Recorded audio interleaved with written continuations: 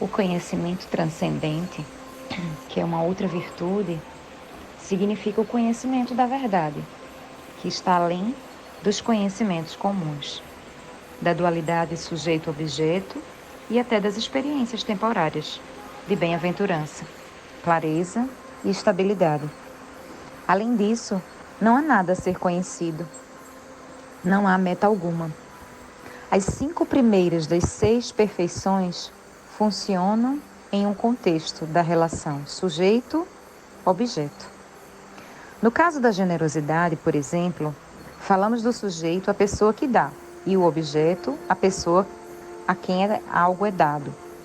E também falamos o ato de dar.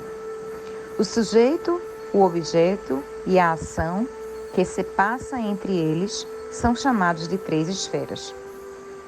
Observe então que estamos falando aqui ainda da primeira perfeição, a generosidade, onde tem 3 esferas, sujeito, objeto e ação. A crença na solidez das 3 esferas constitui o campo da verdade relativa. Na verdade, a realidade possui 2 aspectos, a realidade última ou a verdade absoluta. As coisas tal como são em si mesmas. E a realidade relativa ou verdade relativa. As coisas tal como parecem ser no nível convencional. O termo tibetano para a realidade relativa é composto de Kun, K-U-N, que significa tudo ou muitos. E Desob, ou seja, a letra D, Z-O-B, aquilo que não é verdadeiro. Portanto, Kun-Zob denota a manifestação de inumeráveis fenômenos que parecem ser algo que de fato não são.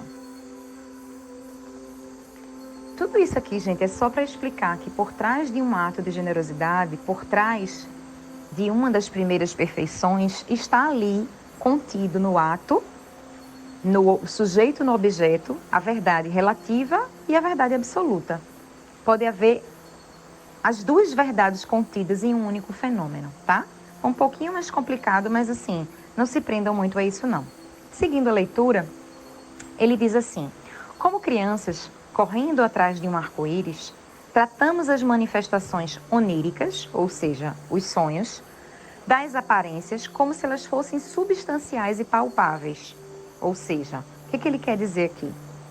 Que a gente trata tudo o que está acontecendo na vida como se aquilo fosse concreto, palpável. Mas, na verdade, tudo aquilo que passa não é eterno, é impermanente. Essa existência que estamos aqui vivendo com a roupa, hoje eu estou com a roupa Tatiana, vocês estão com a roupa cada um de um personagem, ela vai passar. O que fica em nós são as experiências vividas como Tatiana. E ele está dizendo aqui que como crianças que vão correndo atrás de um arco-íris, a gente trata as manifestações oníricas das aparências, ou seja, tudo que está acontecendo no mundo manifestado, como se fosse substancial e palpável, como se fosse eterno.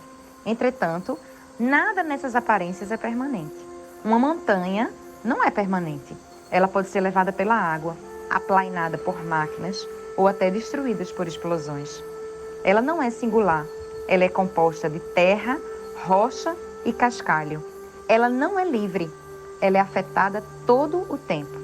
Da mesma maneira, o nosso corpo, ele não é permanente.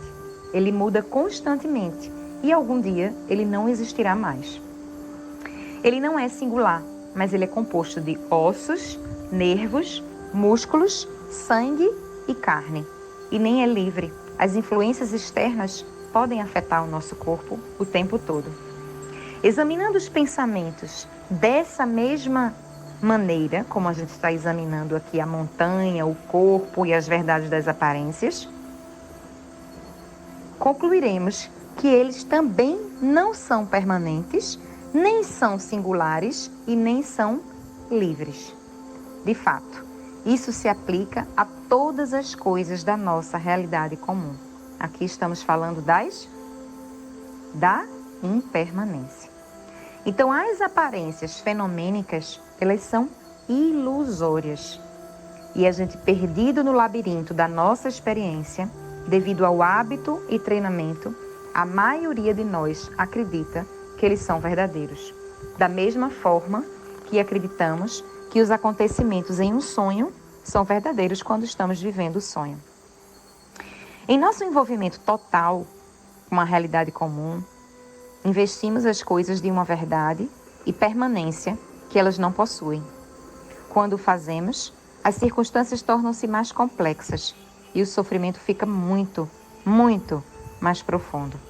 Estamos presos no sansara, como moscas em mata-moscas, incapazes de descobrir nossa verdadeira natureza, a nossa fonte de realização.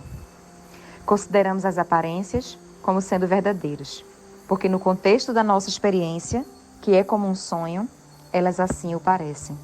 O fogo, ainda que não seja permanente, singular ou livre, pode queimar a nossa carne. E aí ele quer dizer assim, quer dizer que tudo então é ilusão? Se eu botar a mão no fogo, embora ele seja impermanente, eu vou me queimar, certo? Então a gente também não vai não ligar porque as coisas são ilusórias.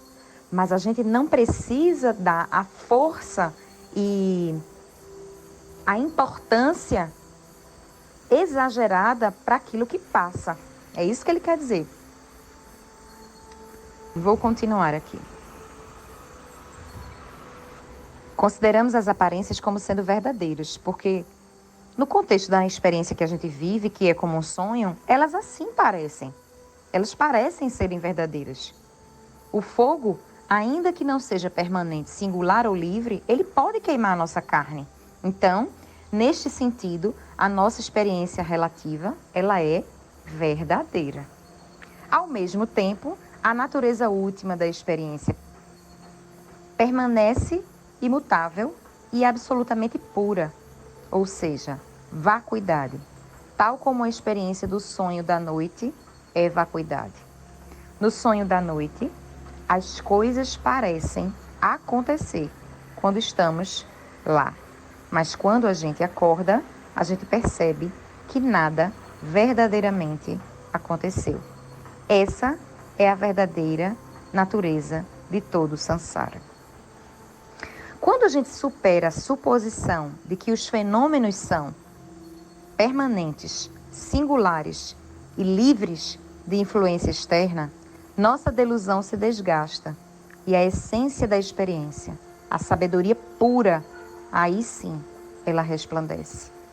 Então o verniz do falso pressuposto torna-se progressivamente mais fino, até que se fende e podemos encontrar diretamente a nossa verdadeira natureza. É muito delicado, né? A gente está falando da gente começar a enxergar a vida, enxergar as coisas que a gente vivencia de uma maneira diferente. Que a gente consiga dar um tom diferente, que a gente consiga dar um peso diferente para as coisas que a gente vive. Porque a gente dá um peso para tudo que a gente vive como se aquilo eterno fosse. E aquilo passa. E se a gente puder se conectar com a sabedoria de cada experiência que está passando o tempo todo através de nós, a gente não precisa sofrer. É isso que ele está falando. Não significa que eu vou ficar olhando para o fogo e vou botar a mão no fogo. Já que ele é impermanente, eu vou botar a mão no fogo e ele queima. Ele vai queimar. Porque existe uma verdade relativa naquela experiência que eu estou vivendo. Eu sinto aquilo. Mas é uma provocação para a forma como a nossa mente interpreta aquilo que está do lado de fora. Porque a gente está interpretando com essa mente ordinária e que está habituada e treinada para ver aquilo do lado de fora como se aquilo fosse eterno, como se aquilo fosse uma realidade, quando na verdade é o sonho. É muito sutil, gente. É muito sutil. É uma provocação filosófica muito sutil, tá?